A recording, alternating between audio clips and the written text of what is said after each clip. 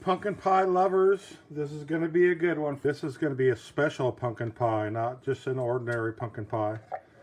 So what I've got here, first of all, is pure pumpkin in a can. Okay, pure pumpkin, not the pumpkin pie mix.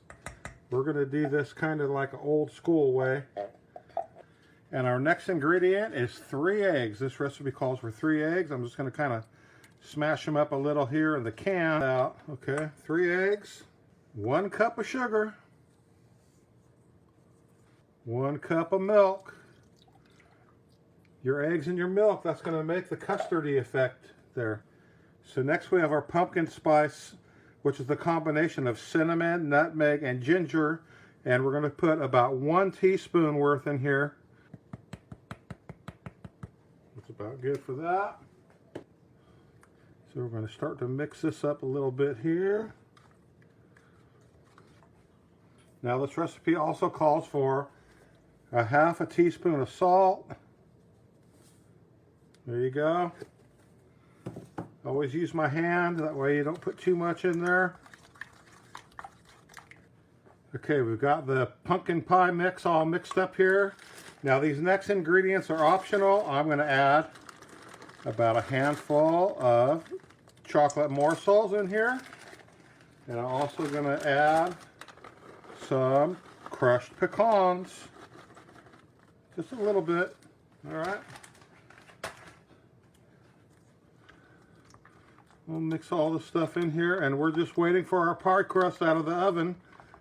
All right, now our pie crust is out of the oven, and it's still hot. I'm going to pour our pie filling into here. Now, if you overfill it like that, you're probably going to want to put a cookie sheet underneath the pie while you bake it, in case that it overflows and spills into the oven. Okay? Want to avoid that. Now we're going to throw that in the oven. I got the oven stoked up to 400. I'm going to turn it down to 350 for 45 minutes. Now our pie is fresh out of the oven.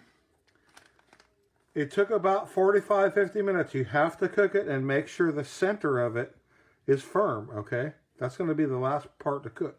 We're going to add a little bit more pecans on top here. Just a little bit here. Well, it's still hot. You don't need to put pecans if you don't like them, but we really love our pecans. So I'm going to let this pie cool down for a few hours here, at least until room temperature. And then we're going to try a little sliver out of this thing. Alrighty, folks, we are ready to dig into this pumpkin pecan pie. I'm going to cut up me a little slice out of this thing.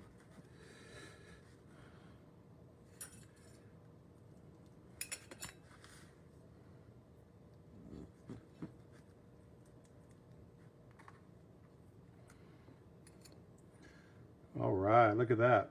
Pecans, chocolate chips, pumpkin pie. How about a little bit of whipped cream on top there? I gotta try me a taste.